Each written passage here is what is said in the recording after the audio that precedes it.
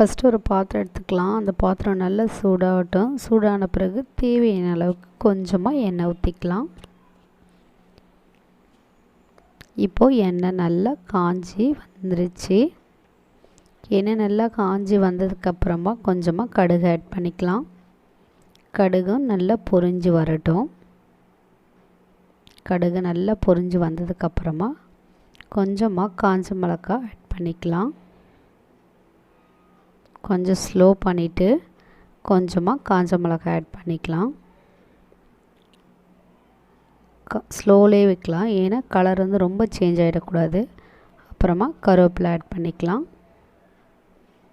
கருவேப்பிலை ஆட் பண்ணதுக்கப்புறமா வெங்காயம் ஆட் பண்ணிக்கலாம். ஆட் பண்ணிவிட்டு இதை எல்லாத்தையும் நல்லா கொஞ்சம் வதக்கி விட்டுக்கலாம்.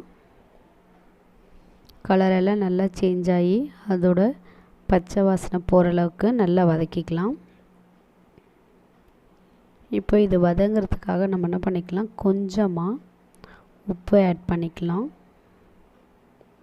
உப்பு ஆட் பண்ணிவிட்டு வதக்கி விட்டுக்கலாம். ரொம்ப வதங்கணும்னு இல்லை, லைட்டாக வதங்கினாலே போதும். வதங்கினதுக்கப்புறமா தக்காளி ஆட் பண்ணிக்கலாம். தக்காளி ஆட் பண்ணிவிட்டு தக்காளி நல்லா கொஞ்சம் மசிஞ்சு வர அளவுக்கு நல்லா வதக்கிக்கலாம். காரம் வந்து எதுவும் ஆட் பண்ண போகிறதில்ல, இந்த மிளகாய் மட்டும்தான் போதுமான காரம். ஓகேங்களா? இப்போ தக்காளி ஓரளவுக்கு நல்லா வதங்கி வந்துருச்சு. வதங்கி வந்ததுக்கப்புறமா கொத்தவரங்காய் இருக்குல்ல, அதை வந்து ஒரு 2 விசில் விட்டு இந்த மாதிரி நல்லா வேக வச்சு குக் பண்ணிக்கலாம். நான் வந்து இதை மாதிரி கட் பண்ணி ஒரு 2 விசில் விட்டு நல்லா வேக வச்சுட்டேன். வேக வச்சுட்டு இந்த வெங்காய தக்காளியோடு ஜஸ்ட் நம்ம என்ன பண்ணிக்கலாம், நல்லா மிக்ஸ் பண்ணி விட்டுக்கலாம். நம்ம இந்த கொத்தவரங்காய் சாப்பிட்றதுனால வயிற்றில் பூச்சி எல்லாம் இருந்தால் கூட அதையெல்லாம் இது வந்து இந்த காய் சாப்பிட்றதுனால சரியாயிடும்.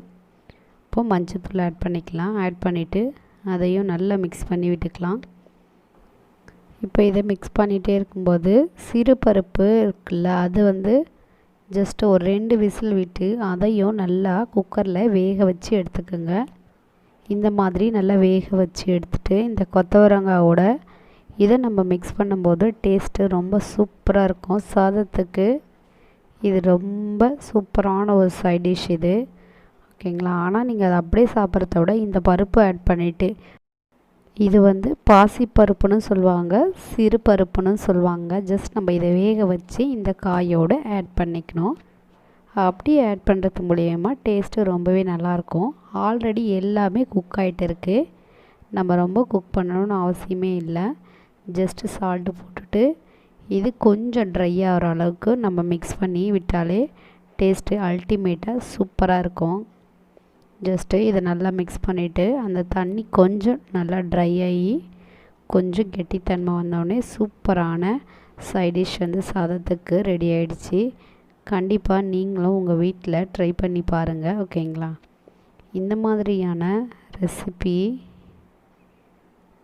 ட்ரை பண்ண சத்யா ஈஸி குக்கிங்கை சப்ஸ்கிரைப் பண்ணிக்கோங்க. ஓகேங்களா? இங்கே பாருங்கள், சூப்பரான ரெசிபி வந்து ரெடி ஆகிடுச்சு. ரொம்ப அல்டிமேட்டாக இருக்கும். நீங்களும் ட்ரை பண்ணி பார்த்துட்டு கண்டிப்பாக ஃபீட்பேக்கை கமெண்ட் பாக்ஸில் சொல்லுங்கள். ஓகேங்களா? தேங்க்யூ. நம்மளோட சேனலை சப்ஸ்கிரைப் பண்ணாமல் இருந்தால் கண்டிப்பாக சப்ஸ்கிரைப் பண்ணிக்கோங்க. ஓகேங்களா?